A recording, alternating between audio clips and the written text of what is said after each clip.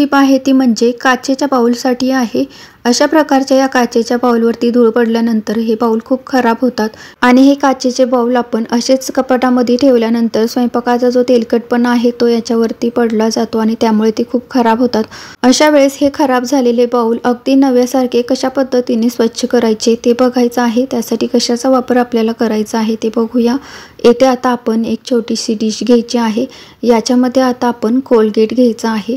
अगदी थोडंसंच घ्यायचं आहे। तुम्हाला जेवढी गरज आहे तेवढे तुम्ही घेऊ शकता। आता याच्यामध्ये थोडासा बेकिंग सोडा घालूया। सोडा घालून झाला की आता याच्यामध्ये अंदाजे आपण 1 चमचा पाणी घालायचं आहे। 1 ते 2 चमचा पाणी घातलं तरी चालेल। आता हे व्यवस्थित मिक्स करून घ्यायचं आहे। त्यासाठी मी जुना टूथब्रश घेतलेला आहे, त्याने आपण हे व्यवस्थित मिक्स करून घेऊया। अशा पद्धतीने घरच्या घरी हे सोल्यूशन तयार करून तुम्ही काचेची भांडी स्वच्छ करू शकता। आता हे आपण तयार करून घेतलेले सोल्यूशन या बाउलला लावून घ्यायचं आहे। आतून आणि बाहेरून हाताने आपण हे बाउलला लावून घ्यायचं आहे। या पद्धतीने हे सोल्यूशन काचेच्या बाउलला किंवा काचेची कुठलीही भांडी असो त्यांना हे आपण लावून घ्यायचं आहे। आता हे लावून झाल्यानंतर हा बाउल आपण असाच 3 ते 4 मिनिटांसाठी भिजत ठेवायचा आहे। 3 मिनिट झालेले आहेत। आता हा बाउल आपण घासून घ्यायचा आहे। येथे हा बाउल घासण्यासाठी फक्त आपण हाताचा वापर करणार आहोत। हातानेच या पद्धतीने आतून आणि बाहेरून हा बाउल घासून घेणार आहोत। येथे जराही आपल्याला कुठेही स्क्रबरची गरज पडणार नाही। बाउल घासून घेतलेला आहे। आता हा आपण पाण्याने स्वच्छ धुवून घेऊया। येथे मी नळाच्या पाण्याने स्वच्छ धुवून घेत आहे। तुम्ही जर एकाच वेळेस जास्त काचेची भांडी घेतली असतील धुवायला त्यावेळेस तुम्ही बेसिंगच्या खालच्या बाजूला कापड ठेवू शकता, त्यामुळे एखादं भांडं खाली पडलं तरी ते फुटणार नाही। आता हा काचेचा बाउल धुतल्यानंतर तुम्ही बघू शकता अगदी नव्यासारखी चमक याच्यावरती आलेली आहे। खालच्या बाजूने आपण अशा पद्धतीने हात लावला तर तोही किती स्पष्ट दिसत आहे ते बघा। त्यामुळे ही ट्रिक तुम्हाला आवडली असेल तर नक्कीच ट्राय करून बघा। टिप आहे ती म्हणजे लिंबासाठी आहे। या लिंबाचा आपण कशा पद्धतीने वापर करायचा आहे ते बघूया। अगोदर हे लिंबू आपण आता मधोमध कट करून घेणार आहोत। या पद्धतीने लिंबाच्या 2 फोडी आपण इथे करून घेतलेल्या आहेत। करून झाल्यानंतर आता याचा आपल्याला कशा पद्धतीने वापर करायचा आहे ते बघायचं आहे। आता इथे मी कोलगेट घेतलेला आहे। याच्यातील थोडंसं कोलगेट आपण या लिंबावरती घालूया। लिंबावरती कोलगेट घालून झाल्यानंतर याचा उपयोग आपण कशासाठी आणि कसा करणार आहे ते बघूया। त्यासाठी इथे मी एक आता प्लेट घेतलेली आहे। आता या प्लेटमध्ये आपण लिंबाचा सर्व रस काढून घ्यायचा आहे। अशा प्रकारे कोलगेट आणि लिंबाच्या रसाचा असा हा वापर तुम्ही याच्या अगोदर कधी केला आहे का नक्की कमेंट करून सांगा। आता अशा पद्धतीने डिशमध्ये लिंबाचा रस काढून घ्यायचा आहे। ज्या फोडीवरती आपण कोलगेट लावलेला आहे ते सुद्धा आपण याच पद्धतीने या डिशमध्ये पिळून घ्यायचं आहे। या पद्धतीने आता या दोन्ही फोडींचा आपण रस काढून घेतलेला आहे। रस काढून झाला की आता याच्यातील ज्या बिया आहेत त्या सुद्धा आपण बाजूला काढून घेऊया। बिया काढून झालेल्या आहेत। आता याच्यामध्ये आपल्याला थोडंसं मीठ घालून घ्यायचं आहे। मीठ घालून झाले की आता हे आपल्याला व्यवस्थित मिक्स करायचं आहे। त्यासाठी इथे मी जुना टूथब्रश घेतलेला आहे, त्याने आपण आता हे व्यवस्थित मिक्स करून घेतलेलं आहे। अशा प्रकारचे हे सोल्यूशन इथे आपण तयार करून घेतलेलं आहे। आता याचा उपयोग आपण तांबे पितळ स्वच्छ करण्यासाठी वापरणार आहोत। येथे मी पूजेची ही प्लेट घेतलेली आहे। या प्लेटला आता आपण हे सोल्यूशन लावून घ्यायचं आहे। अशा प्रकारे थोडं थोडं सोल्यूशन घेऊन आपण या प्लेटला आतून आणि बाहेरून व्यवस्थित असं लावून घ्यायचं आहे। हे सोल्यूशन प्लेटला आतून आणि बाहेरून लावून झाल्यानंतर ही प्लेट आपण 5 ते 10 मिनिटांसाठी अशीच ठेवायची आहे। आता 5 मिनिट झालेले आहेत। 5 मिनिटांनंतर आता ही प्लेट आपण आतून आणि बाहेरून फक्त हाताच्या साहाय्याने या पद्धतीने चोळून चोळून स्वच्छ करायची आहे। येथे आपल्याला जराही कुठेही स्क्रबरचा वापर करायची गरज पडणार नाही। ही प्लेट आपण घासून घेतलेली आहे। आता ही आपण स्वच्छ धुवून घ्यायची आहे। प्लेट धुतल्यानंतर किती स्वच्छ झालेली आहे ते बघा। इथे आता ही प्लेट आपण पुसूनही घ्यायची आहे। पुसून घेतल्यामुळे त्याच्यावरती पुन्हा डाग पडणार नाहीत। त्यामुळे ही ट्रिक तुम्हाला आवडली असेल तर नक्कीच ट्राय करून बघा।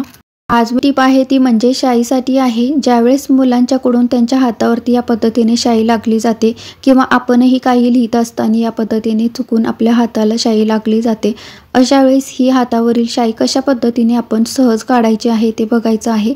आता इथे ही काढण्यासाठी मी कोलगेटचा वापर करणार आहे। अगदी थोडंसंच आपल्याला याच्यातील कोलगेट काढून घ्यायचं आहे।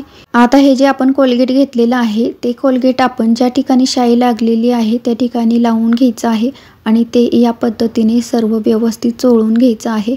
अशा पद्धतीने बोटाने 2 ते 3 मिनिट आपल्याला चोळून घ्यायचं आहे। या पद्धतीने शाई काढण्यासाठी कोलगेटचा वापर तुम्ही याच्या अगोदर कधी केला आहे का? नक्की कमेंट करून सांगा. आता हे तुम्हाला मी पुसूनही दाखवते. किती सहज येते आपण ही शाई काढलेली आहे ते बघा. तुम्हाला ही ट्रिक आवडली असेल तर नक्कीच ट्राय करून बघा. आता हे हात मी तुम्हाला धुवूनही दाखवलेले आहेत, किती स्वच्छ झालेले आहेत ते बघा. आता आपली पुढची टिप आहे ती म्हणजे नेल पॉलिशसाठी आहे. ज्यावेळेस आपण नखांना नेल पॉलिश लावतो त्यावेळेस ते नेल पॉलिश व्यवस्थित लागलं जात नाही, ते नखांच्या बाहेर जातं. त्यामुळे आपण कितीही सुंदर नेल पॉलिश लावलं तरी सुद्धा ते व्यवस्थित दिसत नाही. अशा वेळेस आपल्याला कुठली ट्रिक करायची आहे जेणेकरून नेल पॉलिश नखांच्या बाहेर जाणार नाही, ते एकदम व्यवस्थित लागलं जाईल.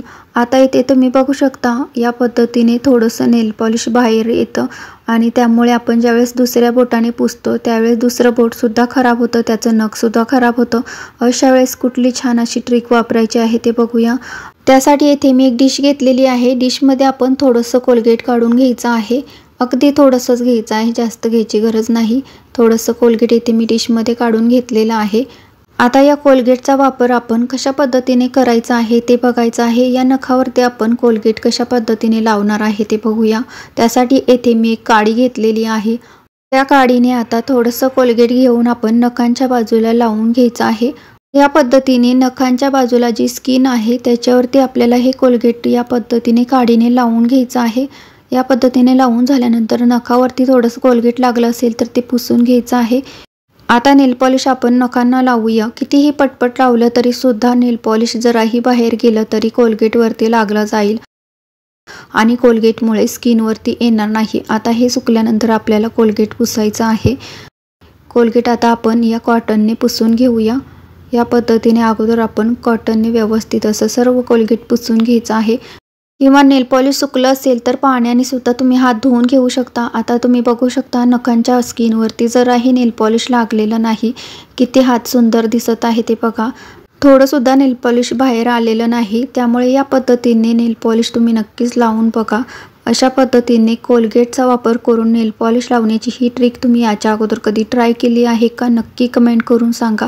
आता आपली पुढची कुठली टिप आहे ते बघूया. त्यासाठी येथे मी एक डिश घेतलेली आहे. आता या डिशमध्ये आपण याच्यातील थोडंसं वॅसलीन काढून घ्यायचं आहे.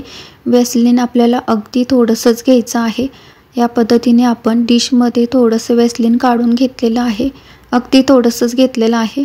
आता याच्यामध्ये आपल्याला कोलगेट घ्यायचं आहे. डिशमध्ये येथे आपण जेवढं वॅसलीन घेतलेलं आहे त्याच्या डबल आपल्याला येथे कोलगेट घ्यायचं आहे. येथे हे माझ्याकडे रेड कलरचं कोलगेट आहे. तुमच्याकडे ज्या कलरचं असेल ते तुम्ही घेऊ शकता. अशा पद्धतीने आपण कोलगेट आणि वॅसलीन घेतलेलं आहे. तुम्ही बघू शकता वॅसलीन किती थोडं आहे आणि कोलगेट थोडं जास्त आहे. आता हे दोन्ही आपल्याला व्यवस्थित मिक्स करून घ्यायचे आहेत. अशा पद्धतीने आपल्याला कोलगेट आणि वॅसलीन व्यवस्थित मिक्स करून घ्यायचं आहे. कोलगेट आणि वॅसलीन व्यवस्थित मिक्स करून घेतलेलं आहे. आता याचा उपयोग आपण आरसा स्वच्छ करण्यासाठी करणार आहोत. तुम्ही हा आरसा बघू शकता थोडा थोडा खराब झालेला आहे. त्याच्यावरती थोडेसे बारीक बारीक टिपके पडलेले आहेत. असा हा खराब झालेला आरसा स्वच्छ करण्यासाठी आपण याचा उपयोग करणार आहोत. या पद्धतीने आरशाला कोलगेट आणि वॅसलीनचं हे मिश्रण लावून घ्यायचं आहे आणि बोटाने या पद्धतीने हा आरसा चोळून घ्यायचा आहे. आरसा चोळून झालेला आहे. आता हा पुसून काढण्यासाठी आपण कापडाचा वापर करणार आहोत. अशा पद्धतीचे एक मी मऊ असं कापड घेतलेलं आहे. त्याने आता आपण हा आरसा पुसून घ्यायचा आहे. या पद्धतीने आरसा आपला पुसून झाल्यानंतर आता पुन्हा एकदा आपल्याला हा ओल्या कापडाने पुसून घ्यायचा आहे. त्यासाठी येथे मी थोडंसं कापड ओलं करून घेतलेलं आहे. आता हा ओल्या कापडाने आरसा पुसल्यानंतर तुम्ही बघू शकता आरसा किती स्वच्छ झालेला आहे. पलीकडची बाजू थोडीशी अशी तेलकट दिसत आहे आणि या बाजूचा आरसा तुम्ही बघू शकता. ओल्या बाजूने पुसून झाल्यानंतर सुक्या बाजूने पुन्हा एकदा आपण हा आरसा पुसून घ्यायचा आहे. आता हा आरसा पुसून झाल्यानंतर तुम्ही बघू शकता आरसा किती स्वच्छ झालेला आहे. पुढची टीप आहे ती म्हणजे कांद्यासाठी आहे. कांदा आपल्याला भरपूर भाज्यामध्ये लागत असतो, पण हा कांदा जर आपण ज्यावेळेस चिरायला जातो त्यावेळेस तो चिरत असताना डोळ्यातून आपल्या पाणी येते. हे पाणी न येण्यासाठी आपल्याला इथे कुठली ट्रिक करायची आहे जेणेकरून डोळ्यातून पाणी येणार नाही. अशा वेळेस हा तिखट कांदा ज्यावेळेस आपण कट करत असतो त्यावेळेस आपल्या डोळ्यातून पाणी येते. हे पाणी न येण्यासाठी आपल्याला कुठली ट्रिक करायची आहे ते बघायचं आहे. अगोदर आपल्याला या कांद्याची जी वरची साल आहे ती काढून घ्यायची आहे. येथे मी कांद्याची साल काढून घेतलेली आहे. आता हा कांदा आपल्याला स्वच्छ धुवून घ्यायचा आहे जेणेकरून त्याच्यावरील बुरशी सुद्धा निघेल. आता आपण येथे हा कांदा धुवून घेतलेला आहे. कांदा धुतल्यामुळे डोळ्यातून पाणी येत नाही. त्यामुळे नेहमी कांदा कट करत असताना कांदा अशा पद्धतीने साल काढून झाल्यानंतर तो धुवून घ्यायचा आहे आणि नंतरच तो आपल्याला कट करायचा आहे. त्याच्यातील तिखटपणा कमी होतो, त्यामुळे कांदा नेहमी धुवून घ्यावा. आता आपण हा कांदा कट करून घेऊया. अशा पद्धतीने इथे मी सर्व कांदा कट करून घेत आहे. तुम्ही कांदा कट करत असताना कुठली ट्रिक करता जेणेकरून तुमच्या डोळ्यातून पाणी येत नाही, ते नक्की कमेंट करून सांगा. अशाच काही किचन टिप्स मी चॅनलवरती अपलोड केलेले आहेत, त्या तुम्ही बघू शकता. आता इथे मी हा कांदा कट करून घेतलेला आहे. कांदा कट करून झाल्यानंतर आपल्या बोटांना किंवा हाताला जो कांद्याचा वास येतो तो लवकर जात नाही. अशा वेळेस तो घालवण्यासाठी आपल्याला कशाची ट्रिक करायची आहे ते बघायचं आहे. खूपच खराब वास येतो, त्यासाठी इथे मी आता कोलगेटचा वापर करणार आहे. आता इथे आपण थोडंसं कोलगेट याच्यातील काढून घ्यायचं आहे. तुमच्याकडे जे कोलगेट असेल ते तुम्ही वापरू शकता किंवा कुठलीही पेस्ट वापरू शकता. आता हे जे थोडंसं कोलगेट आपण घेतलेलं आहे ते आपण या पद्धतीने हाताच्या बोटांना चोळून घ्यायचं आहे, नखांना सुद्धा चोळून घ्यायचं आहे. तसेच तळ हाताला आणि बाहेरच्या बाजूला सुद्धा या पद्धतीने हे कोलगेट आपल्याला चोळून घ्यायचं आहे. अशा पद्धतीने आपण दोन्ही हात चोळून घ्यायचे आहेत.